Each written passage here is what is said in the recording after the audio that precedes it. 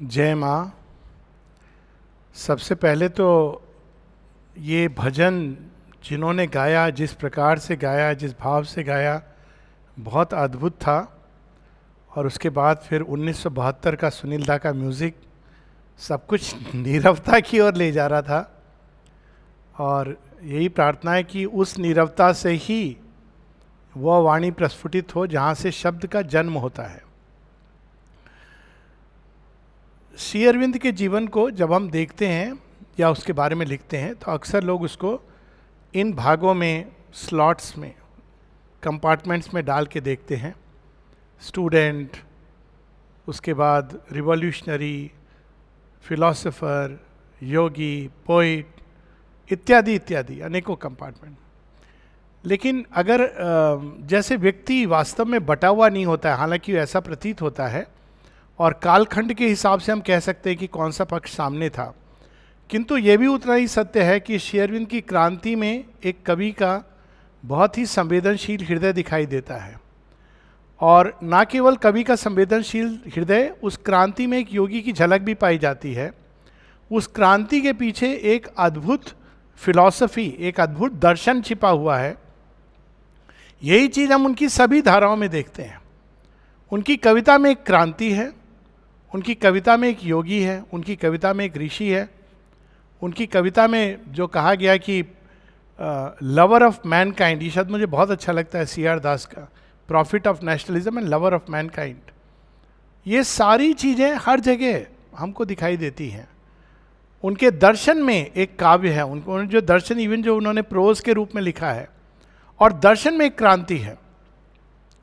तो श्री अरविंद एक प्रकार से क्रांति के प्रणेता हैं, और ये क्रांति आवश्यक होती है जब काल की गति धीरे धीरे धीरे युग का उन्मेष जब एक अवतार करके जाते हैं, तो एक लंबे समय तक उस अवतार का तेज, उस अवतार की शक्ति, ऊर्जा, उनकी भौतिक उपस्थिति, हालांकि वो हमारी दृष्टि के पार चले जाते हैं, वो उस युग को एक लंबे समय तक, और जो उन्होंने वाणी गिफ्ट में दी होती है स्क्रिप्चर के रूप में, एक लंबे समय तक राष्ट्र को, संसार को, मानवता को एक धुरी पर रखती है, एक दिशा देती है, एक मार्ग दिखाती है या खोलती है और आगे ले जाती है। लोक संग्रहार, द मार्च ऑफ मैनकाइंड।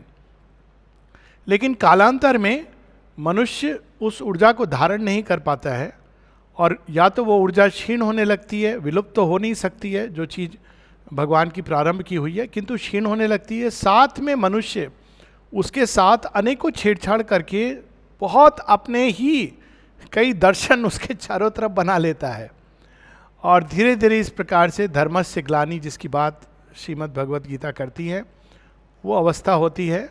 और तब उसी के अंदर से एक विस्फोट होता है, और कालजयी युग पुरुष अवतार एक नए रूप में प्रकट होते हैं, जो वही सब कुछ जो एक समय लगता था कि बड़ा उपयोगी है, जिसमें से निकला था, उसके बाहरी रूप को खंड करते हैं, और उसके अंदर से एक नया तेजोमय रूप लेकर प्रकट होते हैं, जो अब भविष्य का मार्ग खोलेगा। कई बार इसकी बात हो चुकी है, जो हमारे यहाँ शिव पुराण की कथा है, जहाँ सती स्वयं को अग्नि में दाहा होता है, और उसी के अंदर से पार्वती के रूप में सती पार्वती का रूप लेके जन्म लेती हैं। यज्ञ कन्या हैं, शैलबाला है उस जड़ तत्व के अंदर, और वो शिवत्व से मिलती हैं। तो ये एक जगह जगह कि जब भी भगवान का मुहूर्त होता है, Shri Aurobindo hour of God में कहते हैं, हम सोचते हैं कि जब भगवान धरती पर आएंगे सब कुछ शांति शांति शांति, पर शांति के पहले एक विप्लव व्यक्तिगत जीवन में भी। यदि हम वो शांति ढूंढते हैं कि शव की शांति, तो वो शांति देने भगवान नहीं आते, वो तो मृत्यु का काम है। लेकिन यदि हम शिवत्व की शांति ढूंढना चाहते हैं, तो पहले हमको तांडव भी देखना होगा, काली का नर्तन भी देखना होगा, और इस सब के बाद जो शांति होती है वो एक सच्ची शांति होती है, एक नए स्तर की शांति होती है। तो श्री अरविंद के जीवन में हम ये देखते हैं कि दोनों ओर, एक हाथ में उन्होंने शांति, जैसे श्री कृष्ण आते हैं शांति दूत बन के, और वहीं दूसरी ओर वो तो बड़ी फेमस है उनकी रश्मि रति, कई लोगों ने कई बार सुना है, तो मैं अब उसमें नहीं जा रहा हूँ, कोट करने का लोभ को संवरण कर रहा हूँ। लेकिन ये दोनों चीज़ें साथ साथ घटित होती है। वही श्री कृष्ण जो बांसुरी बजा रहे हैं, वही श्री कृष्ण रणभूमि में कुरुक्षेत्र भी मचा रहे हैं, कंस का संहार भी कर रहे हैं। तो श्री अरविंद भी इसी प्रकार से, हम लोग सीधा सुपरामेंटल वर्ल्ड की बात करते हैं, लेकिन उसके पहले जो क्रांति वो जगह जगह लाते हैं, जिस प्रकार की क्रांति लाते हैं, उनका थोड़ा सा हम लोगों को परिचय होना चाहिए, है भी, लेकिन ये अपनी बात का एक अंदाज है। श्री अरविंद 3 प्रकार की क्रांतियां बताते हैं। उनकी एक थॉट एंड विचार सूत्रावली में एक एफोरिज्म है जिसमें वो कहते हैं संसार 3 प्रकार की क्रांति जानता है। एक जो भौतिक क्रांति, भौतिक क्रांति बहुत उसके स्ट्रॉन्ग रिजल्ट होते हैं, उसके जो परिणाम होते हैं बहुत इन्फ्लुएंशियल होते हैं, बहुत पावरफुल होते हैं। जैसे अब भौतिक क्रांति हम देखें पिछले 100 वर्षों में, क्वांटम थ्योरी, उससे निकला इंटरनेट, अब आर्टिफिशियल इंटेलिजेंस, तो वो एक परिणाम बहुत शीघ्रता से मानव मन के ऊपर इम्प्रेस करते हैं। स्काई स्क्रेपर्स बने थे तो यही खबर बन गई थी, मनुष्य मून पर गया, तो ये भौतिक क्रांति होती है। लेकिन इसके पीछे, इसके साथ साथ एक और आवश्यक क्रांति है जिसको श्री अरविंद कहते हैं it is far more important and rich. भौतिक क्रांति के इन्फ्लुएंस, रिजल्ट, परिणाम बहुत स्ट्रांग होते हैं क्योंकि वो धरती को बदलते हैं कई प्रकार से, नहीं चाहते हुए भी आप बदल जाते हैं, इतने उसके स्ट्रांग रिजल्ट्स होते हैं। लेकिन इसके साथ साथ वो बौद्धिक और नैतिक क्रांति, क्योंकि यदि जैसे अब कई बार लोग अब आर्टिफिशियल इंटेलिजेंस की बात करते हैं, आ गया है, लेकिन इसका जो परिणाम होंगे वो एक बात की बात है, ये उस चर्चा का विषय नहीं है, इस पर हम लोगों ने बात में पहले चर्चा की हुई है। लेकिन मुख्य बात यह है कि अब मनुष्य के अंदर एक डिवाइन इंटेलिजेंस के अवेकनिंग की और भी अधिक आवश्यकता हो गई है, क्योंकि ये संभव है कि आर्टिफिशियल इंटेलिजेंस मनुष्य की इंटेलिजेंस को रिडंडेंट बना देगा। तो अनलेस उसके अंदर से एक दिव्य ऊर्जा, एक दिव्य विस्फोट नहीं होता, एक दिव्य क्रांति नहीं होती, एक दिव्य मानव नहीं जन्म लेता, तो आर्टिफिशियल इंटेलिजेंस मनुष्य के लिए भयानक हो सकता है। खैर, ये एक दूसरी बात है। तो ये भौतिक क्रांति। दूसरी क्रांति जो साथ साथ होती है वो है सोशल, मॉरल, इंटेलेक्चुअल। समाज बदलता है, नैतिक मूल्य बदलते हैं, और हम देखते हैं आज के समय में ये नैतिक मूल्य कितना बदले हैं। और कई चीज़ों को हम आजकल नेचुरल लेते हैं, लेकिन अगर हम 50-100 साल पहले जाएं तो हम देखते हैं कि एक नारी के लिए बाहर कदम रखना अनैतिक था। अगर वो घर के बाहर कदम रख के बात भी कर ले किसी से तो ना जाने कितना बवाल मच जाता था। किंतु हम देखते हैं कि अब नारी हर कदम में आगे जा रही है। और इस बार तो स्वतंत्रता दिवस, 26 जनवरी गणतंत्र दिवस की परेड में बहुत अच्छा लगा। नारी शक्ति थी सब जगह, दुर्गा का रूप था, 3 aspects of the divine mother था, पंच तत्व को भी नारी के रूप में।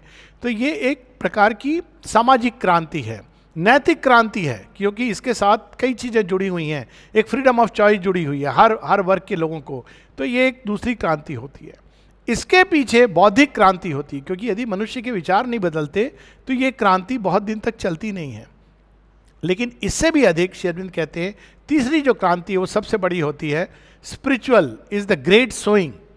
आध्यात्मिक क्रांति क्या करती है? ये दोनों क्रांति तो पूरी भूमि को उलट पुलट कर देती हैं। जैसे बलराम आते हैं और हल चला करके तैयार कर दी भूमि, अब कहते हैं हे कृष्ण, वो तो छोटे हैं ना उनसे, कि अब तुम आओ। तो श्री कृष्ण उस भूमि के ऊपर अपनी बांसुरी और एक आध्यात्मिक बीज जो बो के जाते हैं, तो वो धीरे धीरे धीरे प्रस्फुटित होकर बढ़ता है। तो श्री अरविंद के जीवन में हम देखते हैं कि इन सभी स्तरों पे श्री अरविंद किस प्रकार से नए यार्डस्टिक, नए मापदंड, नए मूल्य स्थापित करते हैं। और स्पिरिचुअल सोइंग जिसकी बात है, तो त्रिविध क्रांति, हालांकि ये छोटा शब्द है क्योंकि कई स्तर पे श्री अरविंद ने क्रांति की है, लेकिन हम इनके 3 मुख्य बिंदुओं को पकड़ेंगे। एक है जो राष्ट्रवाद। श्री अरविंद वो पहले क्रांतिकारी हैं जिन्होंने राष्ट्रवाद को रिलीजन कहा। इसके पहले राष्ट्र की बात, राष्ट्र एक रिलेटिवली न्यू कंसेप्ट है। इसके पहले राज्य थे और साम्राज्य था। राज्य थे, अलग अलग राज्य थे, और ये केवल भारतवर्ष में नहीं था, सब जगह था। लोग कहते हैं कि भारतवर्ष, सब जगह ये राज्य थे, और वो धीरे धीरे वो इकट्ठे होते थे। हाँ, एक कल्चरल बॉन्ड के अंदर थे। ये समझा जाता था कि यहाँ का जो कल्चर है, यहाँ की संस्कृति और हमारी संस्कृति है, पूर्व और पश्चिम की और उत्तर और दक्षिण की, वो एक ही संस्कृति है, एक प्रकार की सभ्यता है। किंतु वो राज्य थे, अलग अलग राज्य थे जिनकी कंप्लीटली इंडिपेंडेंट ऑटोनॉमस जीवन थी। अब ये राष्ट्र का निर्माण श्री कृष्ण जो स्थापित करके जाते हैं, एक राष्ट्र, वो धीरे धीरे राष्ट्र का पूरा एक राष्ट्रवाद हम देखते हैं श्री अरविंद के युग में थोड़ा पहले प्रारंभ हो गया है, लेकिन इसके बाद वो स्थापित हो गया है। आज की तारीख में राष्ट्रवाद एक राष्ट्र एक कंक्रीट रियलिटी के रूप में संसार में स्थापित हो गया है। हालांकि उसको तोड़ने की बहुत कोशिश की जा रही है, लेकिन वो जो भगवान ने स्थापित किया है उसको कोई तोड़ नहीं सकता। और एक ह्यूमरस टेक मैं इस पर लेता हूँ, हालांकि मैं कहूँगा नहीं संकेत किस तरफ है, और जिसको भगवान तोड़ देते हैं उसको कोई जोड़ नहीं सकता, क्योंकि वो उन्होंने तोड़ा है, खंड किया है। खैर, श्री अरविंद का राष्ट्रवाद, ये पहला एक अवसर हम देखते हैं जहाँ श्री अरविंद कहते हैं, अब इसके पहले प्रारंभ हुआ था इस तरह का यूनाइटिंग। नेपोलियन क्या कहते हैं, वो कहते हैं France is Napoleon and Napoleon is France, वहाँ उनका पतन प्रारंभ हो गया। लेकिन श्री अरविंद क्या कहते हैं, इंडिया नेशनलिज्म इज रिलीजन। अब ये देखिए एक मौलिक अंतर हो गया, यहां कोई व्यक्ति नहीं है, यहां धर्म की बात हो रही है। राष्ट्र धर्म अपने आप में मनुष्य का एक धर्म है, और जो इस धर्म को लेकर के जीता है, जैसे बहुत सारे धर्म हम लोग भारतवर्ष में धर्म की बहुत बहुविध व्याख्या है और हर स्तर का एक धर्म होता है, उसी तरह राष्ट्र का भी एक धर्म है, और वो धर्म के अनुसार उस राष्ट्र को प्रगति करनी चाहिए। यदि वो उसके अनुसार प्रगति करेगा तो वो उन्नति की ओर ले चला जाएगा, और यदि वो धर्म से विमुख होकर प्रगति करेगा, जैसा हम देखते हैं कि कुछ राष्ट्रों ने किया, तो आज नहीं तो कल वो विनाश के रास्ते पर जाएगा। क्योंकि ये जीवन का एक अकाट्य सत्य है, ईश्वर द्वारा स्थापित है, और ये मानव की बुद्धि विवेचना के परे है। तो भारतवर्ष में राष्ट्र को एक धर्म के रूप में उन्होंने स्थापित किया, और राष्ट्र धर्म क्या है इसको भी बताया। इसकी ये तो एक अपने आप में चर्चा का विषय है। लेकिन फिर भी श्री अरविंद की जो क्रांति है उसमें उनके 3-4 जो बिंदु, अक्सर लोग ये पूछते थे कि श्री अरविंद क्यों चले गए। वो इसलिए चले गए क्योंकि वो काम पूरा हो गया था जिस चीज़ को उन्होंने वो करने आए थे। वो क्या काम था, श्री अरविंद स्वयं बताते हैं कि there were 3 sides of my political action. तो पहली चीज़ क्या थी, उन्होंने एक सीक्रेट रिवॉल्यूशनरी सोसाइटी जो प्रारंभ हुई थी लोटस एंड डैगर के नाम से यूके में, जब वो इंग्लैंड में थे, उसके बाद जब वो भारतवर्ष में आते हैं तो आते ही उन्होंने प्रारंभ किया था, लेकिन उस समय की जो लोग थे, पॉलिटिकल एस्टैब्लिशमेंट थे, वो तैयार नहीं थे। लेकिन 1902 में बाघ जतिन इत्यादि के साथ उन्होंने अनुशीलन समिति, सीक्रेट, जिससे खुदीराम बोस जुड़े, बाद में नेताजी सुभाष चंद्र बोस इत्यादि से निकल करके आए, तो उन्होंने एक प्रकार की सीक्रेट रिवॉल्यूशनरी एक्टिविटी प्रारंभ की, जिसका मूल उद्देश्य था भारत को स्वतंत्र करना, political freedom and physical freedom from the British. उसके बाद उन्होंने दूसरी चीज क्या की, एक आइडियल के रूप में, एक आदर्श के रूप में स्वराज को स्थापित किया। स्वराज का जो आइडियल है, हालांकि स्वराज शब्द पहले उपयोग में हुआ है, बाद में नहीं, ये ना गांधी जी का शब्द है, वास्तव में तिलक जी ने भी साथ ही साथ अडॉप्ट किया है। लेकिन श्री अरविंद स्वयं बताते हैं कि ये कोई बेंडेकर, जहाँ तक मुझे याद है, हो सकता है मैं इसमें गलत हो नाम, लेकिन जो महाराष्ट्र की भूमि से कोई थे, उन्होंने ये शब्द यूज प्रयोग में लाए थे, और श्री अरविंद ने इसको पूरा का पूरा लिया, और स्वराज क्या ये उन्होंने बताया। और यहाँ पे उन्होंने एक अलग प्रकार के राष्ट्रवाद का निर्माण किया, हम सबको दिया, और वो कहते हैं स्वराज 2 भूमि पर होना चाहिए, एक भूमि अंदर का स्वराज। कितनी सुंदर दूरगामी उन्होंने बात कही है पॉलिटिशियंस के लिए, हमारे पॉलिटिकल एस्टेब्लिशमेंट के लिए, कि यदि तुम्हारे अंदर इनर स्वराज नहीं है, यदि तुमने अपने आप को संयम द्वारा, अपने जीवन को मर्यादा के द्वारा, आध्यात्मिक ऊर्जा के द्वारा अपने जीवन को तुमने नियमित संचालित नहीं किया है, यदि तुम कामनाओं के दास हो, अगर इसको हम दूसरे ढंग से देखें, महत्वाकांक्षाओं के दास हो, तो तुम कभी भी एक समुचित राष्ट्र का निर्माण नहीं कर सकते हो। तो स्वराज के उन्होंने 2 एस्पेक्ट दिए थे, एक पॉलिटिकल फ्रीडम और एक दूसरा था इंडिविजुअल फ्रीडम फ्रॉम इग्नोरेंस। तो ये दोनों चीज़ जरूरी थी, तो उन्होंने स्वराज की ये बात कही थी। इसके साथ ये एक आइडियल लोगों के बीच में, और इसके बाद तीसरी जो चीज़ उन्होंने की थी, पब्लिक को उठाना, जगाना इस दिशा में कि हम ब्रिटिश से जीत सकते हैं। ये एक भाव था जो नहीं था उस समय, असंभव लगता था कि हम कैसे, ब्रिटिशर्स के पास तो सब कुछ है, हमसे हर तरह से ज्ञान में समृद्ध हैं, भौतिक तकनीक में समृद्ध हैं। वहाँ श्री अरविंद जगाते हैं कि नहीं, भारतवर्ष के अंदर उसकी चेतना में क्या है ऐसा कि भारतवर्ष जीत सकता उनसे। तो एक प्रकार से हम जो रामायण में संवाद देखते हैं, जब हनुमान जी कहते हैं कि मैं क्या करूँगा, अकेला वानर, मैं अन्य वानरों की तरह, मैं कूद के कैसे जाऊँगा ढूंढने, वो बेचारे चुपचाप बैठे, और जामवंत जब उनको सुनाते हैं कि नहीं हनुमान, तुम नहीं जानते तुम कौन हो, तुम साधारण बंदर नहीं हो, तुम तो रुद्र अवतार हो, तुमने क्या क्या कर्म किए हैं। तो ये जो जगाना होता है ये बहुत एक इंपॉर्टेंट पार्ट है आध्यात्मिकता का। जब स्वामी विवेकानंद ने शंखनाद किया कि मैं उस धर्म से आता हूं जो ये कहता है कि मनुष्य की मूल प्रकृति दिव्य है, इट इज अवेकनिंग, कि अच्छा अरे हमको तो पाप बोध से मुक्त कर दिया उन्होंने, अब सेकंड स्टेप इज दिव्य प्रकृति को बाहर लाना। तो ये जो चीज है उन्होंने जगाया, और जगाया किस तरह से, उन्होंने मार्ग दिखाया। ये भी for the record it should be set straight, क्योंकि लोग कई बार इसके लिए भी क्रेडिट कहीं भी चला जाता है, लेकिन श्री अरविंद की वाणी में है ये पैसिव रेजिस्टेंस, जिसको वैसे अगर हम निष्क्रिय निरोध करना, प्रतिकार करना, निष्क्रिय प्रतिकार, लेकिन हम इसको सत्याग्रह का जो ओरिजिनल सेंस है कि ये प्रतिकार पैसिव है, आप शस्त्र नहीं उठा रहे हो लेकिन आप रेजिस्ट कर रहे हो इन्वेजन को। लेकिन उसकी शक्ति क्या है, कोई मॉरल शक्ति नहीं है, एक सत्य की शक्ति कि आप सच्चे हो और उस सत्य पर अडिग हो। अब उसका जो बन गया है वो एक अलग बात है, कई सारे सत्य हैं जो। और दूसरी तरीका जो उन्होंने इसके लिए बताया था वो था बॉयकॉट। बॉयकॉट यानी कि हम जो स्वदेशी और बॉयकॉट साथ साथ जाते थे, कि हम स्वयं सक्षम हैं। मेक इन इंडिया का वो ओरिजिनल सेंस है कि हम सक्षम हैं सब कुछ करने के लिए, हम बनाएंगे और हम अपनी चीज़ों को उपयोग में लाएंगे, हमारी मिलें सब कुछ बना सकती हैं, सब कुछ में हम सक्षम हैं। और उस समय श्री अरविंद ने ये बीज बोया है। अब हम देखते हैं कि कुछ पॉलिटिकल एस्टैब्लिशमेंट ने ये बीज को पकड़ा है कि हम सक्षम हैं, हम स्वदेशी का अर्थ ये नहीं होता है कि हम अपने को कन्फाइन कर लेंगे या अन्य राष्ट्रों के साथ हमारा आदान प्रदान नहीं रहेगा, it does not mean that. इसका अर्थ ये होता है कि हम बनाएंगे, हमारी अपनी तकनीक है और हम भी आदान प्रदान करेंगे। जैसे हम चीज़ों को लेते हैं, हम चीज़ों को देंगे, वो तो एक लार्जर कंटेक्स्ट है, जो जहाँ अच्छा है हम लेंगे, लेकिन फिर भी हम क्यों ना अच्छी चीज़ों को, टेक्नोलॉजी को, हर चीज़ को, व्यापार हो, इंडस्ट्री हो, मिलिट्री हो, उनमें इक्विपमेंट बना सकते हैं। तो ये श्री अरविंद ने ये बीज बोया था स्वदेशी का। ये तीनों चीज़ें उन्होंने प्रारंभ की थी। आज लगभग 100 वर्ष के बाद हम देखते हैं कि आज की गवर्नमेंट ने इन चीज़ों को कहीं कहीं पकड़ा है। और इसके बाद अंत में जाने के पहले उन्होंने भारतवर्ष में भारत की आत्मा को स्थापित किया था। ये कह देना कि ये मिट्टी का टुकड़ा नहीं है, जो एक प्रकार की विचारधारा कहती है। एक प्रकार के पेट्रियोट होते हैं, वो कहते हैं नहीं हम भूमि की रक्षा करेंगे, लेकिन वास्तव में ये भूमि है। अब इसमें और उसमें मूल अंतर क्या है? एक और होता है कि जब हम कहते हैं कि हम सन ऑफ द सॉइल हैं। अब सन ऑफ द सॉइल की समस्या है, क्योंकि जमीन का बंटवारा हो सकता है। अभी हाल में बहुत सुंदर बात, आज मतलब ये एक पॉलिटिकल मंच नहीं है, लेकिन जो सुंदर बातें कहनी चाहिए, एक बड़ी अद्भुत बात वर्तमान ऑनरेबल प्राइम मिनिस्टर ने कही कि दूध को नहीं बांट सकते हो, जमीन को बांट सकते हो आप।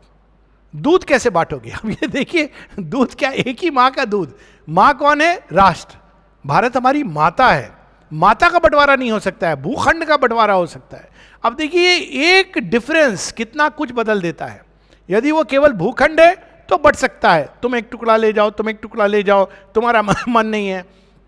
जब वो कह रहे नहीं वो माँ है, माँ का आप हाथ पांव नहीं काट के दे सकते कि एक बेटा एक हाथ ले गया, दूसरा बेटा दूसरा पांव ले गया, ये संभव नहीं है। तो उन्होंने मदर इंडिया को स्थापित किया, एक नए प्रकार का राष्ट्रवाद, जिसमें उन्होंने मदर इंडिया को स्थापित किया, भारत की आत्मा और उनकी जो अंतिम एक प्रकार से, नॉट एग्जैक्टली लास्ट, लेकिन वन ऑफ द लास्ट, जो दुर्गा स्त्रोत के रूप में उन्होंने भारत की आत्मा को भी स्थापित किया और भारत को, भारतीय को जगाया, भारतीयता के प्रति जगाया। और अगर हम आज से 100 वर्ष पूर्व क्यों, आज की तारीख में भी उन लेखों को पढ़ें तो हम कहेंगे कि ये क्रांति से कम नहीं है। अभी भी ऐसे लोग हैं जो भारतीयता को इसी तरह समझते हैं कि जमीन का टुकड़ा है। अभी भी ऐसे लोग हैं जो भारतवर्ष को आर्य संतान से जोड़ने में कतराते हैं, क्योंकि हमारे दिमाग में एक बहुत ही मिथ्यात्व भर दिया गया है कि आर्य और द्रविड़, इस फॉल्सहुड को श्री अरविंद तोड़ते हैं। और आज तो खैर इसका वैज्ञानिक एविडेंस है कि ये जो थ्योरी थी वो पूरी तरह पॉलिटिकल रूप में डिवाइड करने के लिए बनाई गई थी। और यहाँ मेरा ये आग्रह रहेगा सबसे कि आज से हम नॉर्थ इंडियन साउथ इंडियन कहना बंद कर दें। वी आर इंडियंस, हम भारतीय हैं। हम उत्तर भारतीय दक्षिण भारतीय नहीं है, हम पूर्वोत्तर भारतीय और पश्चिमी भारतीय नहीं। कोई कहता है कि हम पश्चिमी भारतीय हैं, राजस्थान के लोग कभी नहीं कहते कि हम पश्चिमी भारतीय हैं। किसी पंजाबी को आप कह के देखो तुम पश्चिमी भारतीय हो, तो हम उत्तर और दक्षिण में ये भेद क्यों करते हैं? भाषाएं तो अलग है ना, पूर्वोत्तर की भी और पश्चिम की। तो उत्तर और दक्षिण में, बल्कि अगर हम ध्यान से देखें तो दक्षिण में मैं तो रह रहा हूँ इसलिए कह सकता हूँ वो सब प्रिजर्व्ड है आज भी इंडियन कल्चर का, जो उत्तर भारत से या उत्तर की भारतीयता से लगभग विलुप्त हो रहा है। तो अब से ये हो कि उन्होंने भारत एक है, भारत की आत्मा एक है, अखंड है। जिस दिन हमारे हृदय में भारत की अखंड आत्मा स्थापित हो जाएगी, उस दिन अखंड भारत का निर्माण प्रारंभ हो जाएगा। उस दिन हम प्रोविंशियल स्पिरिट, माता जी जो कहती provincial spirit is out of sync with sadhana, कई बार देखने को मिलता है। हम लोग यहाँ भी देखते हैं, अरे ये उड़ीसा के लोग हैं, ये गुजरात के लोग हैं। Let us stop this. हम भारतीय हैं और हमें इसका गर्व होना चाहिए, क्योंकि हम उस भूमि को बिलोंग करते हैं। एक मात्र एक भूमि है जिसको अनेकों अनेकों आक्रमण, अनेकों अनेकों आक्रांता, जिसके तेज को नष्ट नहीं कर पाए। आज तक वेद हैं, आज तक वो देवी देवता हैं, कितने आक्रमण हुए हैं कई जगहों पे। पेजनिज्म चला गया, क्रिश्चियनिटी आ गई, इस्लाम आ गया, ना जाने क्या क्या हुआ उलट पुलट, लेकिन भारतवर्ष में वो आकर के वो बदल जाता था।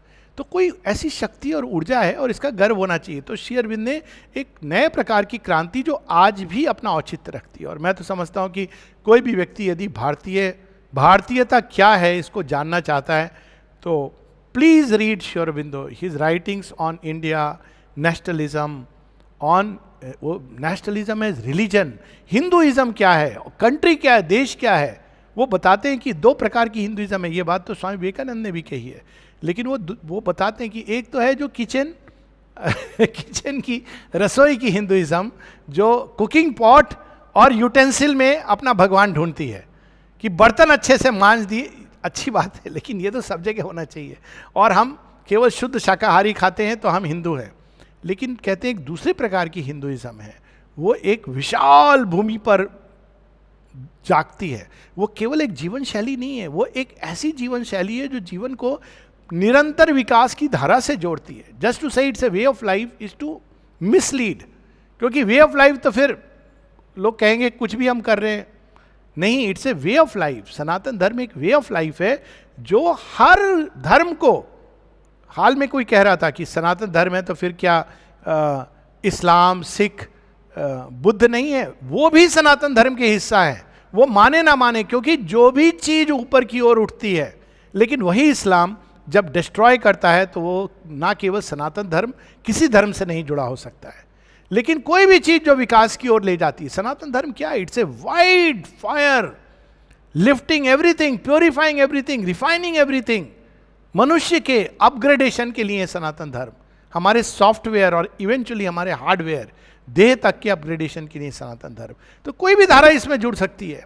आप भगवान को किसी मार्ग से पाइए, लेकिन any way of life is not Hinduism और सनातन धर्म। आप इसको, ये जरूरी नहीं कि आप किस नाम से पुकारते हैं या ईश्वर कहते हैं, गॉड, अल्लाह, ये सब इंपॉर्टेंट नहीं है, लेकिन मुख्य चीज सनातन धर्म की है। तो ये सब उन्होंने जो प्रकट की, जो आज तक मुझे लगता है पूरी तरह भारतवर्ष ने उसको आत्मसात नहीं किया है। और ये आवश्यक है, जो भी भारतवर्ष में इंटरेस्ट लेते हैं, कि इसको हम पढ़ें, समझें, जिएं। श्री अरविंद बार बार कहते हैं कि भारतवर्ष के उत्थान के लिए कहते हैं recover the old Aryan spirit. आर्य कौन थे? इसके ऊपर उन्होंने, आर्य के नाम से ही पूरी लेखनी, उनकी जर्नल का नाम ही आर्य था। और लोग ये उस समय आर्य शब्द यूज करना रेसिज्म। श्री अरविंद बताते कि आर्य कौन है? साइकोलॉजिकल टाइप है, वो केवल एक भौतिक चीज़ नहीं है। और फिर वो बताते हैं कि आर्य कौन होता है? वो जो हमेशा युद्ध करता है अपने अंदर प्रकाश के लिए, वो जो भूमि को जोतता है अपने शरीर की नई दिव्य संभावनाओं के लिए, वो होता है आर्य। वो अरिहंत होता है, अरहत होता है, अपने को प्रभुत्व, स्वामित्व, स्वराज, साम्राज्य, ये उसकी निधि होती हैं। आंतरिक समृद्धि को लेकर के वो अपने आप को बड़ा गर्वान्वित महसूस करता है, तो वो होता है आर्य। तो ये सारी चीज़ें एक प्रकार से अगर हम देखें आज भी, तो इस तरह के विचार, ये केवल बौद्धिक क्रांति नहीं है, क्योंकि उन्होंने उसको जिया और उनसे प्रेरणा लेकर बहुत लोग इसको जीते हैं, चेष्टा कर रहे हैं। तो कहते हैं recover the Aryan spirit, form की बात नहीं कर रहे हैं। तो कहते हैं recover the Veda, the Upanishad, the Gita, the Puranas, not just in your thought. ऐसे तो बहुत तेरे मिल जाएंगे जिन्होंने गीता कंठस्थ की हुई है, लेकिन थोड़ी सी गर्मी होते ही कहते हैं उफ ये म्युनिसिपैलिटी हुई या थोड़ी सी ठंड होते कहते बड़ी ठंड पड़ रही है। वैसे गीता कंठस्थ है, शीतोष्ण सुख दुखेशु लाभ हानि लाभो जय जय। जो गीता को सच में जीवन में उतारता है वो मृत्यु से नहीं भयभीत होगा, क्योंकि मृत्यु उसके लिए है ही नहीं। गीता का सबसे पहला जो मास्टर स्ट्रोक है प्रारंभ में, it teaches us the unreality of death. और गीता पढ़ने के बाद भी अगर हम ऐसी चीजें कहते हैं कि ये तो मर गया बेचारा, कितनी भी बार हमने गीता पढ़ी, it is doesn't carry meaning. तो इसलिए श्री अरविंद कहते हैं not only in thought but in life and action. हमारे जीवन में गीता उतरनी चाहिए। जब हम युद्ध लड़ें तो ऐसे लड़ें कि मृत्यु नहीं है, और जब हम शांति का प्रस्ताव लाएं तो ऐसे रखें कि तू मेरा परम शत्रु भी क्यों ना हो, मैं तुझे क्षमा करने का साहस रखता हूं, सामर्थ्य रखता हूं। ये दोनों का समन्वय, अद्भुत समन्वय, रौद्र का सौम्य का, एक ही शिव में जो दोनों मिलते हैं, वही बांसुरी वाले और जो चक्रपाणी एक ही व्यक्तित्व में है। ये है सनातन धर्म और आर्य सभ्यता। तो ये एक अलग, एक पूरी क्रांति है। जैसा मैंने कहा, इसमें एक एक विषय अपने आप में एक सब्जेक्ट है। अब हम दूसरी क्रांति की ओर बढ़ते हैं, बौद्धिक और वैचारिक। जनरली लोग रिवॉल्यूशन के बाद श्री अरविंद की राइटिंग्स और फिर वो योगी की बात करते हैं। राइटिंग्स क्या है? वो राइटिंग्स केवल मतलब केवल ऑफकोर्स लाइव डिवाइन अद्भुत है, लेकिन उन राइटिंग्स में श्री अरविंद ने एक ऐसा भविष्य की अनेकों धाराएं मन की बुद्धि के स्थान पे खोल दी हैं। अब मैं एक चीज कहता हूं जो कई बार बात होती है, अब जगह जगह पर हम लोग जाके इसकी बात भी करते हैं। शिक्षा, आज राष्ट्रीय शिक्षा नीति बदल रही है। ये शिक्षा की एक नई विचारधारा है श्री अरविंद ने खोली है। ये बौद्धिक क्रांति नहीं है तो क्या है? जब वो कह रहे हैं नथिंग कैन बी टॉट, सब कुछ व्यक्ति के अंदर है, उसको बाहर निकालना। तो एक जो शिक्षक है उसका काम क्या है? एक शिल्पी की तरह है, पत्थर को उठाता है। अब उसका काम क्या है? पत्थर को तुम्हें गढ़ना है देव मूर्ति में। अगर पत्थर मुलायम है तो आप उसको आराम से गढ़ोगे, अगर पत्थर कड़ा है तो आप चिपिंग करोगे, लेकिन आपका काम है देव मूर्ति गढ़ना। ये होता है एक शिल्पकार की तरह एक शिक्षक होता है, ना कि सारे पत्थरों को उठाकर एक मशीन में डाल देना जिससे एक फिनिश्ड प्रोडक्ट आता है जिसको सब घर ले जाते हैं। ये शिक्षक का काम नहीं है। स्टैंडर्डाइज्ड, हर मूर्ति की अपनी विशेषता होती है। अगर पुराने समय की शिल्प कला हम देखिए अगर आप आर्काइव, अब आपको मिलेंगे स्टैंडर्डाइज्ड शिवलिंग, स्टैंडर्डाइज शिवलिंग, शिव मूर्ति स्टैंडर्डाइज। लेकिन पुराने समय के जो, अगर हम उसमें आर्कियोलॉजिकल उसमें देखें तो दो प्रकार की शिव मूर्ति एक जैसी नहीं है। Look at it carefully. एक में लगता है कि वो शिव, पता नहीं उनके मुख के भाव से लगता है कि महातांडव। दूसरी ओर आप देखें तो इतने शांत, और ये मूर्तियां हैं जिसमें हल्का फुल्का चेंज के साथ एक नई क्रिएटिव ऊर्जा।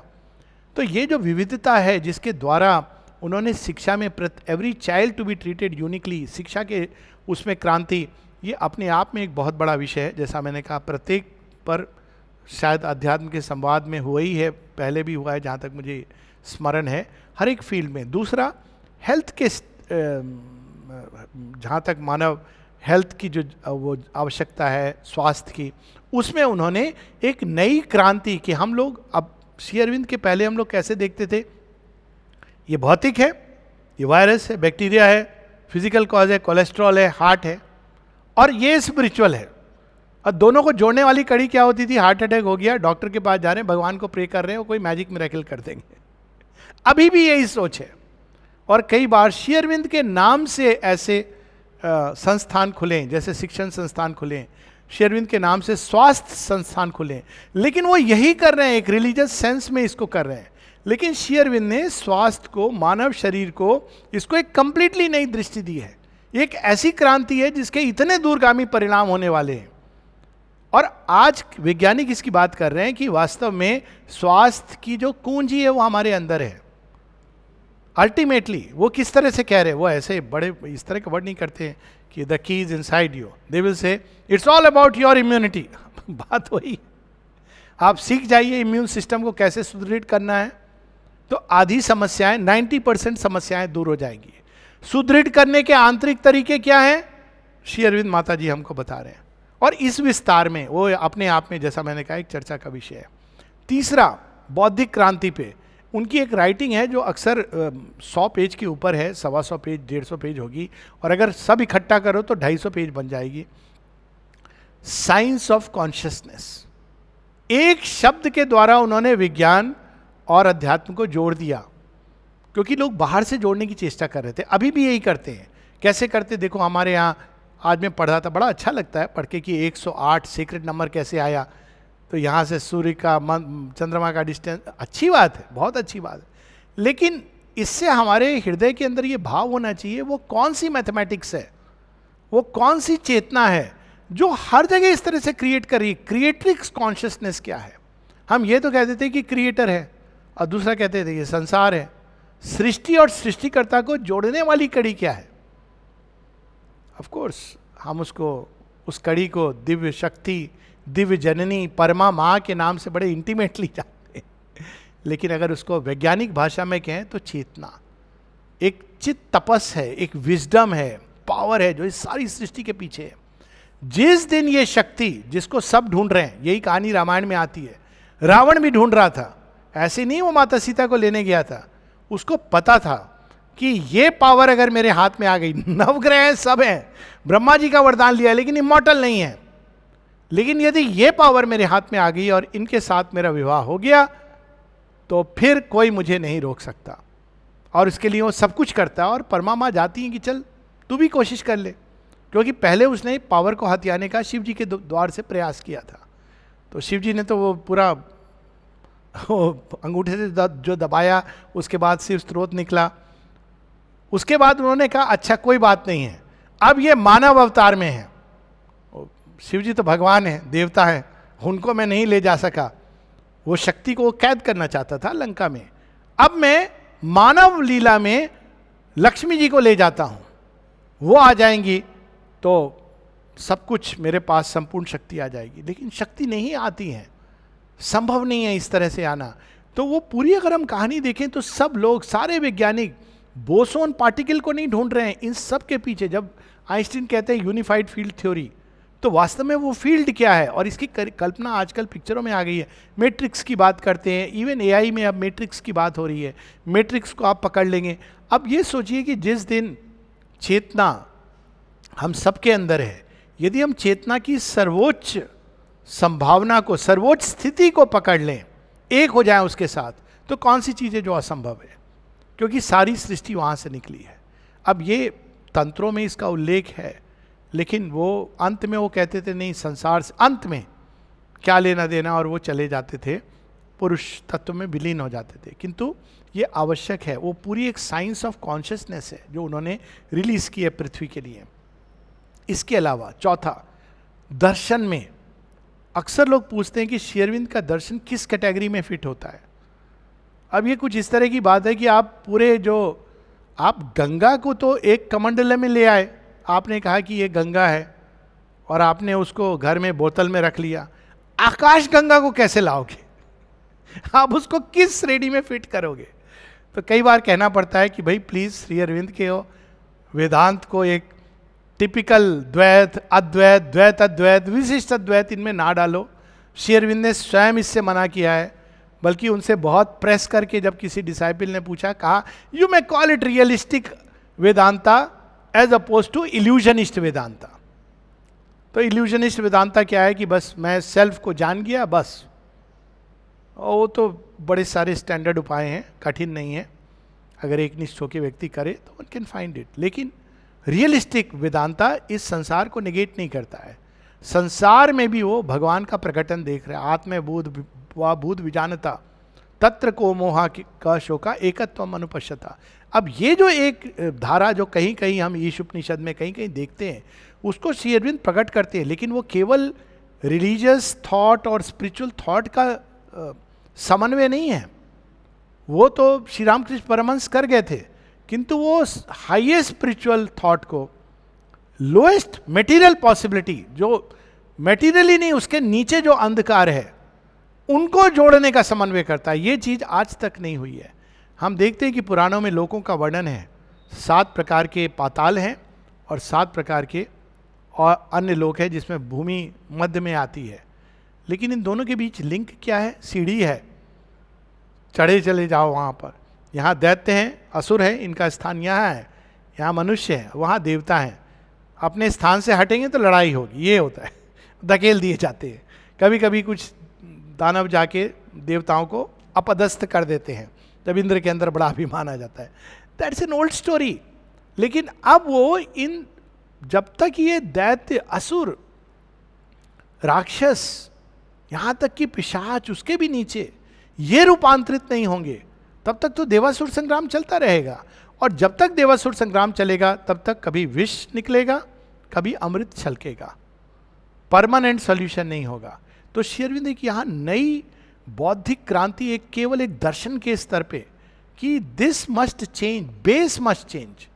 और बेस मस्ट चेंज के लिए वो आगे सोशल रिफॉर्म की जब बात करते हैं, अक्सर वो कहते हैं कि लोग सोशल रिफॉर्म में क्या करते हैं, बाहर से बदलते हैं। और बाहर से बदलना बड़ी अटपटी सी चीज़ है, क्योंकि आपने अंदर की चेतना को नहीं बदला। और मुझे तो अपनी कहानी याद आती है, थोड़ी हंसी वाली कहानी है, कि वो एक, वो आप सब जानते हैं, कृष्ण जन्माष्टमी पर झूलन लगता था सावन के समय, तो वहाँ पर झांकियाँ होती थी। तो मुझे किसी ने एक 2 राजभोग का लालच देके कहा तुम बन जाओ। तो मैंने कहा बहुत अच्छा, मुझे तो अच्छा लगता है, ड्रामा व्रामा कर लेंगे। तो उन्होंने मुझे कहा लास्ट में जाके पूरा रस कदम राजभोग का लालच दिया है, अब कह रहे हैं तुमको द्रौपदी बनना है। मैंने कहा ये क्या बात हुई, द्रौपदी कैसे बनूं, मेरे अंदर कुछ भी द्रौपदी का भाव नहीं है। बच्चा था, द्रौपदी बन गया। वो सारा ड्रामा चल रहा है, इतने मेरे माता पिता और मेरी बहन आई देखने के लिए। उन्होंने कहा मुन्ना, और मैं भागा। झांकी बंद की गई और भागा, तो साड़ी कहीं खुल रही है कुछ, क्योंकि अंदर में मेरे परिवर्तन नहीं हुआ है। मैं द्रौपदी के अंदर अपने को ढाल नहीं पाया, द्रौपदी की पीड़ा को नहीं समझ पाया, द्रौपदी के रोष को नहीं समझ पाया। शायद उस भाव में होता तो कोई पहचान नहीं पाता, लेकिन मैंने वस्त्र बदल लिए। ये रिफॉर्म में हम करते हैं, बाहर से हम रिफॉर्म करते हैं। नारी आंदोलन फॉर इंस्टेंस, क्या करें हम, बाहर से कपड़े बदल दो। अब कपड़े बदल दो, पुरुष के कपड़े पहनने से थोड़ी चेंज आता है। पुरुष महिलाओं के कपड़े पहन ले, इट्स ओके, वो चेंज नहीं है। लेकिन अंदर की चेतना, जिस दिन नारी जानेगी कि वो शक्ति है, कौन पुरुष उसके मार्ग में आके उसको रोक सकता है। जिस दिन पुरुष ये जानेगा कि देवी मेरे अंदर भी है, वो हर नारी का पूजन करेगा। बड़ी सुंदर बात थी रिपब्लिक डे में, अगेन मेरे तो आंखों में आंसू आए जब मैंने वो शुरू हुआ उस श्लोक के साथ, कि जहां नारी को की पूजा नहीं होती वहां देवता नहीं आते हैं। कहा ये भारत, नव भारत का उन्मेष हो रहा है। अब इसको हम अपने एक्शंस में भी डालें, केवल वर्ड तो बहुत अच्छी। ये भारतीय क्रांति है। क्रांति ये नहीं कि आपने कपड़े बदल लिए, ये विदेशों में ये हुआ इस प्रकार की, लेकिन आप अंदर बदले। कपड़े आप पहनो, ये कपड़े with age they change, it's okay, it's the least important part. इसका, कपड़ों का, वस्त्रों का केवल इतना महत्व है कि जो आपकी अंतरात्मा का सत्य है वो प्रकट होना चाहिए, इतना ही अंतर है। अब वो कौन से कपड़े होंगे जिनके द्वारा आपका आंतरिक सत्य प्रकट होगा, ये आपके ऊपर है। लेकिन पहले अंदर के सत्य को जानना। तो सोशल लेवल पर भी उन्होंने, और नारी का तो सबसे बड़ा उन्होंने जो आंदोलन किया है, कि पहली बार हम देखते हैं राधा के साथ कृष्ण हैं, लेकिन राधा कृष्ण की शक्ति है, सब जानते हैं, लेकिन ओपनली फ्रंट में नहीं है। फ्रंट में तो कृष्ण ही खड़े हैं। राम के साथ सीता है, लेकिन संसार स्वीकार नहीं कर सकता। तो सीता आश्रम में है, या असुर के साम्राज्य में एक प्रकार से असुर ने उनका अपहरण किया हुआ है, या आश्रम में निष्कासित किया हुआ है। सीता फ्रंट में नहीं है, जगह जगह पर है। जीसस के साथ मेरी मैग्डलिन है, लेकिन उनका उल्लेख करना ही पाप माना जाता है। कहीं कहीं आप सुनेंगे बुद्ध के साथ सुजाता है, जो मार्ग दिखा रही हैं उनको, लेकिन अभी भी अगर आप जाएंगे बोध गया में भी, तो इस तरह से नहीं उनको प्रेजेंट करते हैं। वो तो एक अज्ञानी औरत है जिसने आकर के कुछ कह दिया और बुद्ध ने आके उनको ब्लेस कर दिया। बट ये कौन कह सकता है सिवाय डिवाइन मदर के किसी रूप के, जो आकर के ये कहे कि धनुष की डोर को इतना ना खींचो कि वो टूट जाए, और इतना ढीला ना छोड़ो कि वो उपयोगी ना रहे। ये महावाक्य कौन दे सकता है? कोई साधारण नारी जो वन देवी की उपासना करने गई हो। जगह जगह ये हुआ है, लेकिन नारी सदैव पीछे रही है। पहली बार हम देखते हैं अब तो ये चीज होने लगी है। एक मीराबाई थी जो संत थी, जिसको निष्कासित कर दिया था, और उसके बाद का सूखा हम सब जानते हैं राजस्थान में। लेकिन पहली बार कि श्री अरविंद नारी तत्व को, शक्ति को, फेमिनाइन को फ्रंट में रखते हैं। इसके दूरगामी परिणाम होने वाले हैं, और ये हम लोग देख रहे हैं जगह जगह। भारतवर्ष में भी बहुत अच्छा लगा, नारी आर्मी में है, फाइटिंग आर्म्स में, और फाइटर प्लेन्स उड़ा रही है। तो ये क्योंकि श्री अरविंद ने ये एक साइलेंट ऑकल्ट एक्शन है, जहाँ पे उन्होंने जो एक्शन किया है वहीं एक नई धारा बहनी शुरू हो गई है। और इस प्रकार की और एक उसमें कई ऐसी धाराएं हैं जो बौद्धिक स्तर की क्रांति की है। उनमें से एक है मांत्रिक पोइट्री। अब तक हम लोग मंत्र जो किताबों में लिखे हैं हम उनको पढ़ते थे और अब उससे कोई लाभ उठाते थे, जो इस पर मेडिटेट करते थे। लेकिन मंत्र आने बंद क्यों हो गए? वही पुराने मंत्र क्यों चल रहे हैं? क्या ऋषि आने बंद हो गए? अब श्री अरविंद बताते हैं कि मंत्र क्या है, मंत्र दृष्टा कौन है। अब वहाँ वो कहते हैं कि जैसे जीवन के प्रत्येक भाग को उच्चतम ऊंचाई तक उठाया जा सकता है, mantra is the highest intensity of human speech. वाणी जो मनुष्य का एक विशेष दान है, जिसका सबसे अधिक दुरुपयोग होता है तोड़ने में, खंड करने में, वह वाणी, उसके अंदर यह शक्ति है कि वो मंत्रविद्ध हो सकती है, और मंत्रविद्ध वाणी से जो कहा जाता है वो सत्य होता है। ये आज भी संभव है।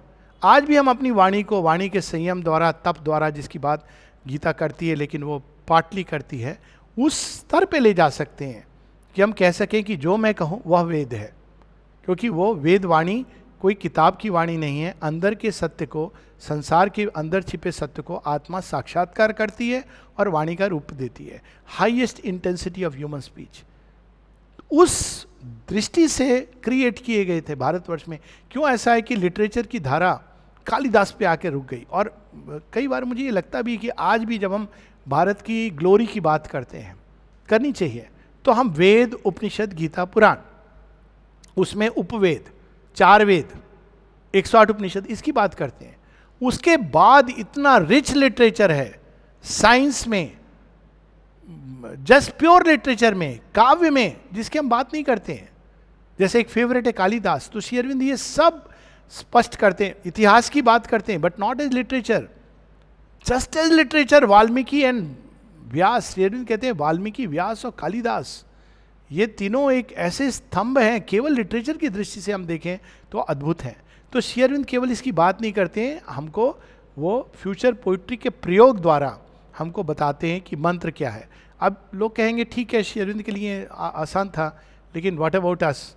तो अब वो सावित्री में ऐसा क्लू छोड़ देते हैं, as when the mantra sings in Yoga's ear, कि मंत्र की वाणी को जब हम सुनते हैं और उस मंत्र के साथ एक होते हैं, तो हमारे अंदर भी वही द्वार खुल जाता है जहाँ से वो मंत्र उतरा है। अब ये एक ऐसा मंत्र उन्होंने इस में तो बहुत सारे उन्होंने क्रांति की है जो लगभग स्पिरिचुअल में जाती है, पर दो का मैं केवल एक वर्णन करूँगा। सावित्री मंत्र है, तो लोग कहते हैं कि हाँ, वेदों में भी मंत्र है, गीता भी मंत्र है, उपनिषद भी मंत्र है, तो what is the difference? Savitri is the मंत्र ऑफ ट्रांसफॉर्मेशन। इसकी जो ऊर्जा है, शक्ति है, वो अलग है। सावित्री हमारे अंदर रूपांतरण, और इसका मैं एक सिंपल उदाहरण जो रोज घटित होता है, मन उदास है, दुखी है, लग रहा है कि मृत्यु सामने खड़ी है, just read a few lines of Savitri from anywhere, marvellous effect. क्यों? क्योंकि वो रूपांतरण का मंत्र है, वो अंदर की अवस्था को एकदम बदल सकती है।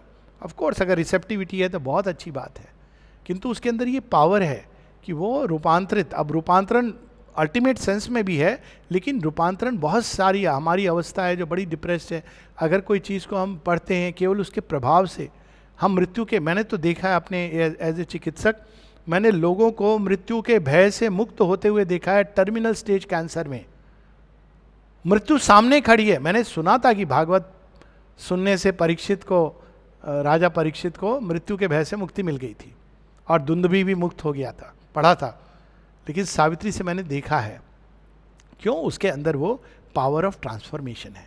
तो एक नए प्रकार का मंत्र और नए प्रकार की फ्यूचर पोइट्री, रिद्म इत्यादि, वो अपने आप में एक अगेन विस्तृत विषय है। तो just reading any of Shri Aurobindo's poetry, the golden light came down into my brain, the grey rooms of my mind sun touched became a bright reply to wisdom's occult plane, a calm illumination and a flame.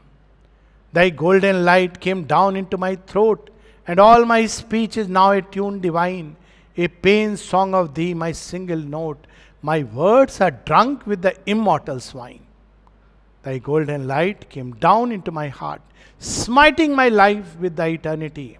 And now has it grown a temple where only thou art, and all its passions point towards only thee. Thy golden light came down into my feet, and all my earth is now a playfield and thy seat. Divine worker, पूरी गीता का सार लोग पता नहीं कहाँ कहाँ देते हैं. I face earth's happenings with an equal soul, in all are heard thy feet, life's whole tremendous theorem is thou complete. अब देखिए, ये तो लगता है कि उन्होंने सारी सृष्टि 4 पंक्तियों में डाल दी है. और जब वो कहते हैं कि Fortune is thy passage, victory is thy passage mirrored through fortunes glass, failure is cradled on thy deathless arm. No power can slay my soul, it lives in thee. Thy presence is my immortality. Please, ये सब हमको पढ़नी चाहिए. ये मंत्र द्वार खोलते हैं. ये पोयम नहीं है, पोयम है लेकिन उस हाईएस्ट सेंस में जहां श्री अरविंद कहते हैं कवि कृतु, द पोइट क्रिएट्स. अगर हम सावित्री में जब दिव्य दर्शन पढ़ते हैं जगन माता का, और अब शॉर्ट ऑफ डायरेक्ट दर्शन हम लोगों के पास तो ले दे के, या तो ऋग्वेद की 10वां मंडल पुरुष सूक्त बहुत विशाल लगता है लेकिन उतना मज़ा नहीं आता है.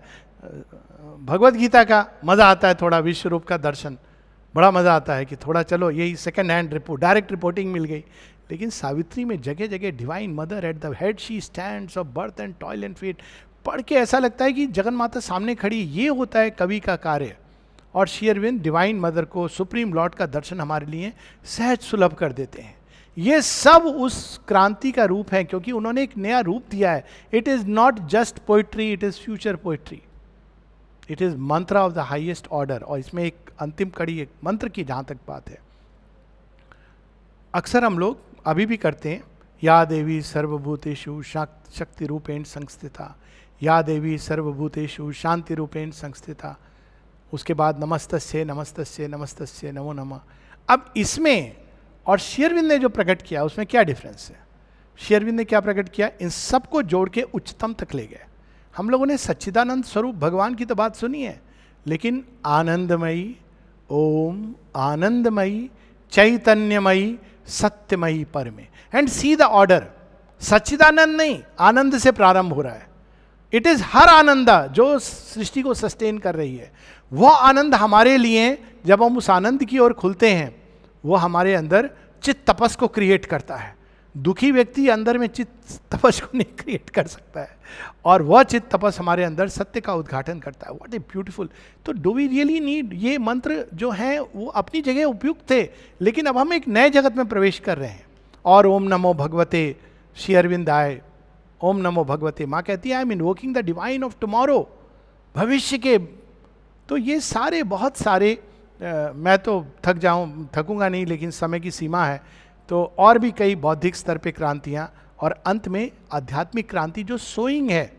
उन्होंने मानव चेतना में एक स्वप्न डाल दिया, आध्यात्मिक स्वप्न. वो क्या है? बहुत बड़ा उनका महावाक्य है, man is a transitional being. मैं समझता हूँ इसी एक को पकड़ ले, evolution is not finished, man is a transitional being. इसको अगर हम पकड़ लें तो एक नया उत्साह मिलता है. नहीं तो बच्चों को क्या सिखाया जाता है अभी भी, श्री अरविंद को पढ़ने के बाद भी, बड़ा होकर तू क्या बनेगा? अच्छा, पता नहीं कहाँ अमेरिका में भेजते हैं लोग, कहाँ कहाँ भेजते हैं. अमेरिका तो अब कोई जगह सुरक्षित नहीं है भारतवर्ष के अलावा, पर फिर भी उसमें भी कितना पैसा कमाए, क्या बैंक बैलेंस, बड़े खुश होते हैं माँ बाप. लेकिन यदि कोई बच्चा बोले मम्मी मैं भगवान बनना चाहता हूँ ज्यादा तू कहाँ जा रहा है बता, पांडिचेरी तो नहीं जा रहा है, तेरा किससे परिचय हो गया है? ये सब बात की बात है. जब मेरी उम्र का हो जाएगा ना, तब भगवान को खोजना. अभी भी हमारी ये मानसिकता है. लेकिन आप देखिए श्री अरविंद किस आध्यात्मिक क्रांति का उन्मेष कर रहे हैं. सावित्री में उसका वर्णन है. वर्णन ये है कि I saw the omnipotents Fleming pioneers come crowding down the embedded stairs of birth. Faces that wore the immortal's glory still, voices that communed with the ineffable, feet echoing in the corridors of time, prophets and lovers and kings. ये कौन है जो आ रहे हैं? उन्होंने दूसरा तरीका, एक ऐसी आध्यात्मिक क्रांति प्रकट कर दी है कि आने वाली संतान, हमने ये तो सुना था भागीरथ ने गंगा के अवतरण से सगर की 60,000 संतानों को मुक्त कर दिया। अब ये कौन सी महागंगा है जिसके अवतरण से ना केवल मुक्ति हो रही, रूपांतरित हो रही, द चिल्ड्रेन ऑफ टुमारो, जो स्वतः ही, और मैं तो मिलता हूं कई 10 साल के बच्चे, 9 साल, 8 साल, 5 साल के बच्चे, एडोलेसेंट्स, किस तरह से वो खुले हैं, क्योंकि उन्होंने सिंपल तरीका, ये किताब पढ़ेंगे, प्रयास करेंगे, बदलेंगे, मैं इनको अंदर से बदल देता हूं। This is the revolution. और लेकिन जब वो आएंगे नए बच्चे, संसार भी बदला बदला होना चाहिए, नहीं तो बड़ी प्रॉब्लम होगी, स्ट्रेंजर होंगे। ऑलरेडी जो नए बच्चे आए उनको समस्या होती है, सबसे पहले पेरेंट्स के साथ होती है, फिर समाज के साथ, शिक्षकों के साथ भी होती है, फिर समाज के साथ होती है। अधिकांश अनफॉर्चुनेटली तोड़ मरोड़ के चिड़िया को सोने के पिंजड़े में बंद कर देते हैं, जो मुक्त गगन में उड़ने के लिए बनी थी, या सिंह को तू अपने इसमें रह, वहां तुझे मीट दे दिया जाएगा, तू खुश रह, क्या जरूरत है तुझे जंगल में जाने की। लेकिन एक ऐसी क्रांति है जो 2 प्रकार से कार्य कर रही है, एक व्यक्तिगत और एक समष्टिगत। वहां पर श्री अरविंद एक नए अद्भुत विजन की बात करते हैं जो अब तक नहीं किया गया है। राष्ट्र की बात श्री कृष्ण करते हैं और हिंट देते हैं सारे संसार को एक सूत्र। लेकिन अब समय बदल गया, अलग अलग राष्ट्र आ गए हैं, उनकी अपनी नियति है, उनके अपने तौर तरीके हैं, कल्चर हैं। इसके बाद अब ह्यूमन यूनिटी की बात करना, ये जितने भी धर्म वो कैसे विकृत हुए हैं, उसके आगे आकर के एक religion of, a spiritual religion of Mankind, इसकी बात करना, ये सब कुछ वो ना केवल करते हैं ऑरोविल को प्रकट करना, ह्यूमन कलेक्टिविटी, किस कम्यून को बनाना, क्योंकि भविष्य जो है संसार का वो कम्यून्स हैं। राष्ट्र रहेंगे लेकिन कम्यून्स में डेवलप करेगी। ये कम्यून्स बड़े जरूरी। कम्यून्स में क्या होता है कि एक प्रकार से कुछ लोग इकट्ठे होते हैं जो बढ़ना चाहते हैं एक तरह से, जैसे आश्रम इज ए कम्यून, इसमें सब अलग अलग जगह से आए हैं, लेकिन जो कॉमन फैक्टर ये है कि हम श्री अरविंद के योग के द्वारा अपने आगे को प्रगति चाहते हैं। तो इस तरह के जो कम्यून्स हैं, ये भविष्य हैं, इनको श्री अरविंद बनाते हैं।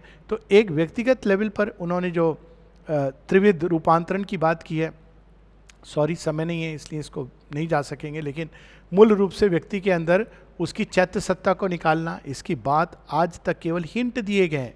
श्वेताश्वतर में हिंट है, कठोपनिषद में हिंट है, but nothing more than hint. हम लोग सब जानते हैं देह के अंदर देही है, सोल है, लेकिन वो कैसी है, किसने देखी?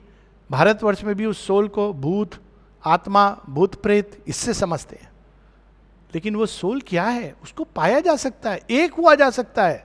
और ना केवल ये, माताजी श्री अरविंद कहते हैं this is the easiest thing to do.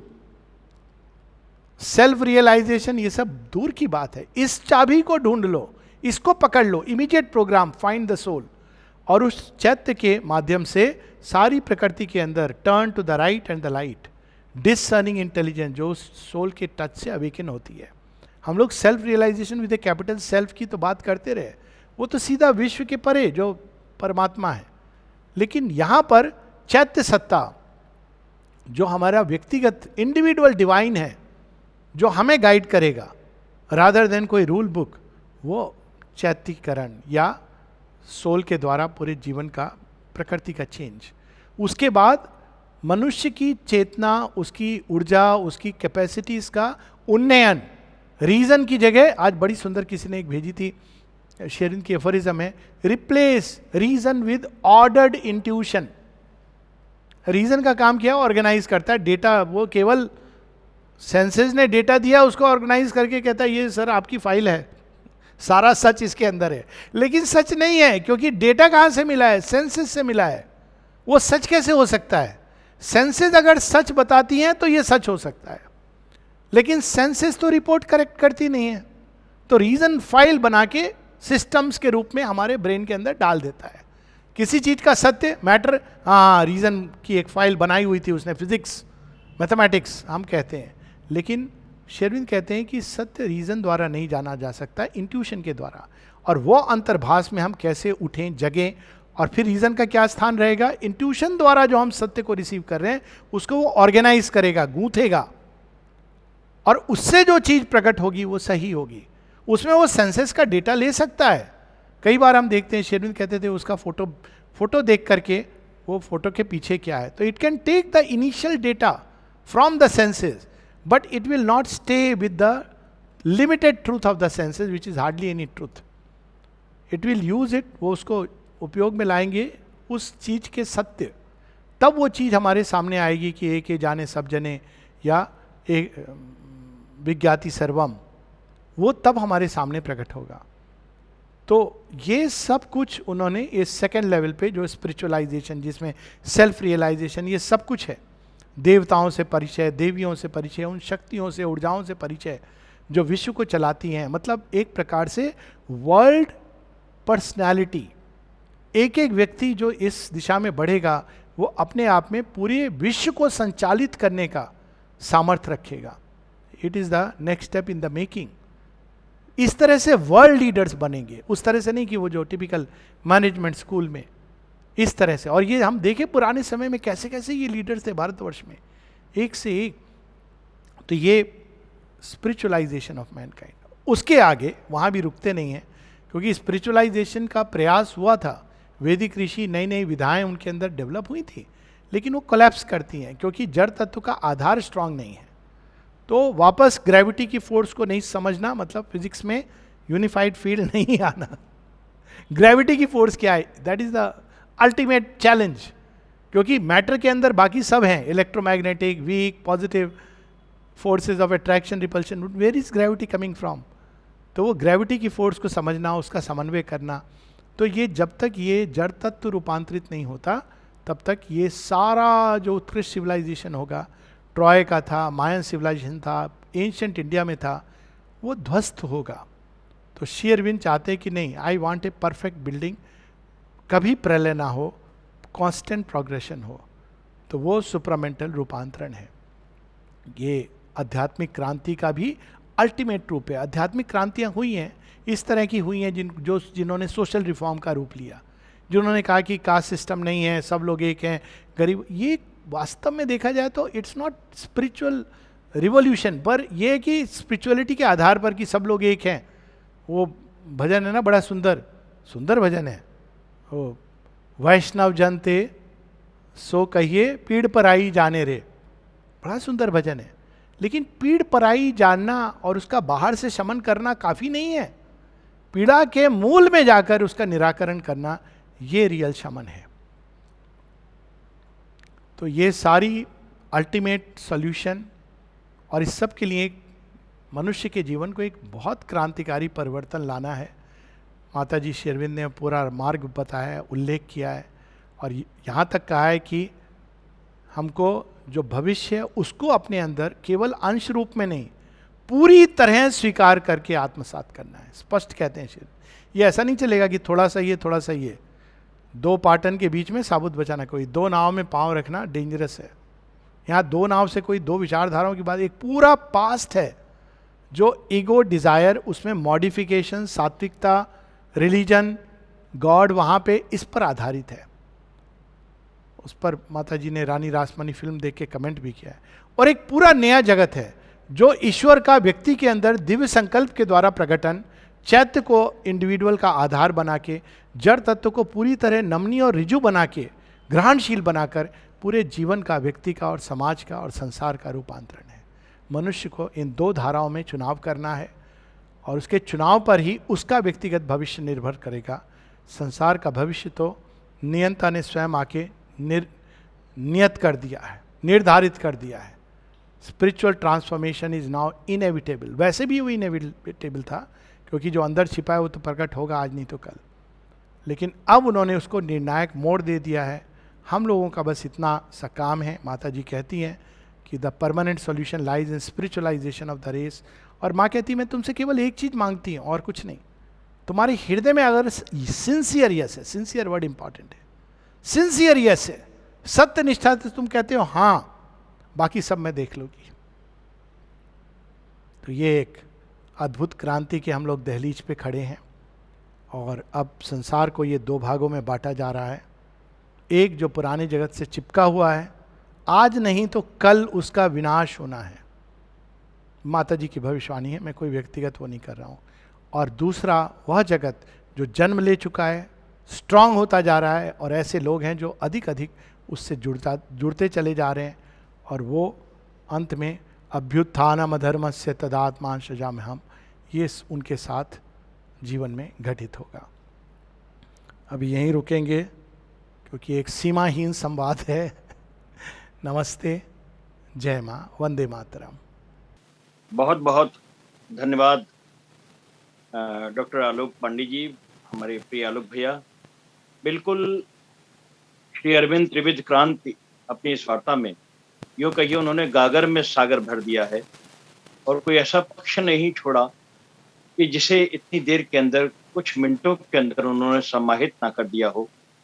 उन्होंने बात की कि गंगा को तो हम भर सकते हैं पात्र के अंदर, कह सकते हैं कि गंगा हमारे पात्र में है, आकाश गंगा को कैसे, तो वो तो आकाश गंगा है, और सचमुच उसको इतने कम समय के अंदर इतना कुछ बात हमको सुनने को मिला, और एक ऐसी दृष्टि जहाँ पहले समग्रता पे ध्यान नहीं दिया।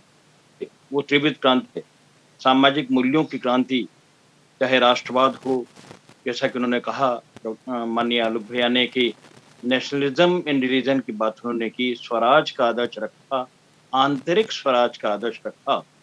तो बहुत महत्वपूर्ण बात कही, नारी शक्ति की बात उन्होंने कही, बौद्धिक क्रांति की बात की, साइंस इन ऑफ कॉन्शियसनेस की उन्होंने बात की, चेतना की बात की, क्रिएटिव कॉन्शियसनेस की श्री अरविंद ने बात की, और एक अरविंद के दर्शन की बात की कि उन्होंने बौद्धिक जगत में जो अपना दर्शन तत्व प्रस्तुत किया, जिसमें उच्चतम आध्यात्मिक तत्वों को निम्नतम चेतना तत्व से जोड़ा।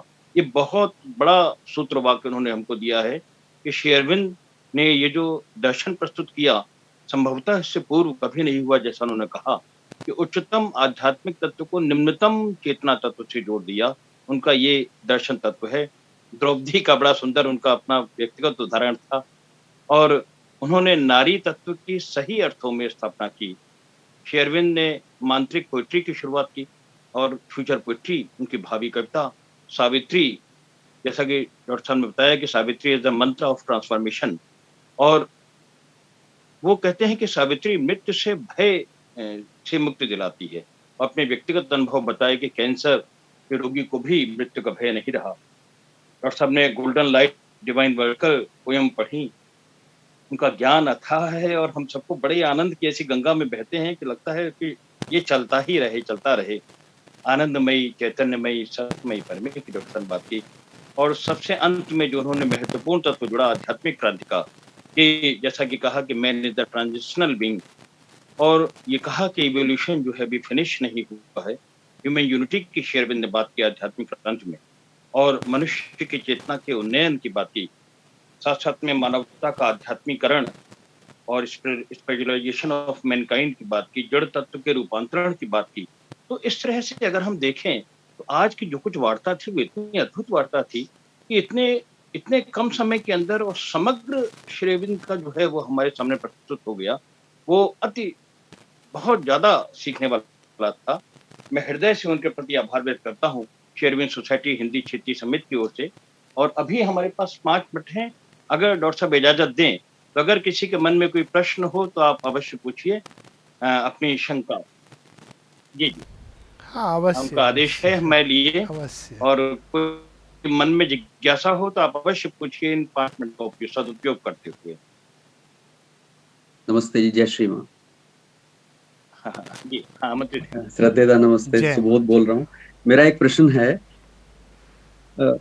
आपने अभी बोला था कि mantra is the highest intensity of human speech, right?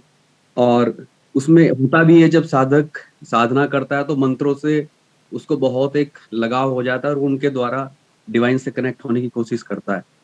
एक फरवरी 2017 की अग्निशिखा में जो ये आते हैं कॉट्स, इसमें एक कॉट है कि जो व्यक्ति सच्चे रूप से श्री अरविंद के मार्ग का अनुसरण करता है, जैसे ही उसे इस मार्ग का अनुभव प्राप्त होना शुरू होगा, उसके लिए अपनी चेतना को किसी भी देवी और देवता की पूजा में या उन सब की सम्मिलित पूजा में लगाना असंभव हो जाएगा।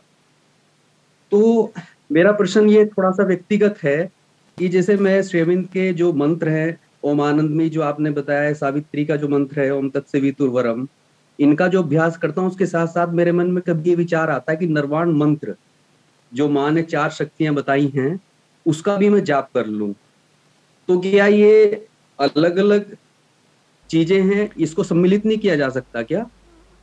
ठीक है, देखिए, नहीं ऐसा है कि ये एक अलग अलग स्टेज पे हम सब इवॉल्व करते हैं, और हर व्यक्ति का ये एक बड़ा व्यक्तिगत वो है। कुछ लोग हैं, मैं जिनको जानता हूँ, वो श्री कृष्ण और श्री अरविंद दोनों की तरफ भी उनका अनुराग रहता है, तो ऐसा नहीं कि भगवान इससे नाराज हो जाएंगे। तो अब ये एक, लेकिन जो उन्होंने बताया है कि वो देवी देवता पर मतलब असंभव हो जाएगा, वो उसका जो औचित्य है वो यहाँ से आता है। वैसे हमारे शास्त्रों में भी है कि गुरु साक्षात परब्रह्मा तस्मै श्री गुरु वे नमः, तो उसमें गुरु के अंदर सभी देवी देवताओं को देखना, लेकिन साथ में श्री अरविंद कहते हैं सभी देवी देवताओं में गुरु को देखना। तो इसको एक एक व्यक्ति की अपनी एक इवोल्यूशन होती है। तो एक तरीका ये रहता है कि जो माताजी श्री अरविंद में हम सबको देखते हैं, लेकिन कई बार होता है आप कहीं पर नहीं भी जाने का मन है तो आप चले गए, ले जाए गए, तो वहाँ जो भी देवी देवता हैं या जो भी हैं उनके अंदर भी हम माँ श्री अरविंद को देखें। ये मेरे साथ तो ये रोज़ होता है। मैं नर्सिंग होम में जाता हूँ, वहाँ श्री कृष्ण जी खड़े हुए हैं द्वार पे, पता नहीं किसने उनको, अब श्री कृष्ण जी से मेरा बचपन का बड़ा मित्रता का संबंध है, ऑनेस्टली लाइक ए फ्रेंड। अब मैं कहता हूँ कि आपने मुझे पूरी तरह श्री अरविंद की ओर ट्रांजिट कर दिया, तो मैं कभी उनके सामने खड़ा होकर कहता हूँ ओम नमो भगवते श्री अरविंदाय, कभी उनको जय माँ कह देता हूँ, और बड़ा मज़ा आता है कि अब ऐसा नहीं कि मैं उपेक्षा करके, क्योंकि श्री अरविंद एक जीवंत सत्ता है, लेकिन उनके अंदर भी माँ को देख रहा हूँ मैं। माँ सबके अंदर है, सब माँ के अंदर है। तो ये एक तरीका है, अलग अलग तरीके हैं। उसी तरह से जैसे माँ ने शिव जी के बारे में कहा he is the Lord of transformation, तो कई चीज़ें माँ श्री अरविंद ने अलग अलग जगह अलग अलग परिप्रेक्ष्य में कही हैं।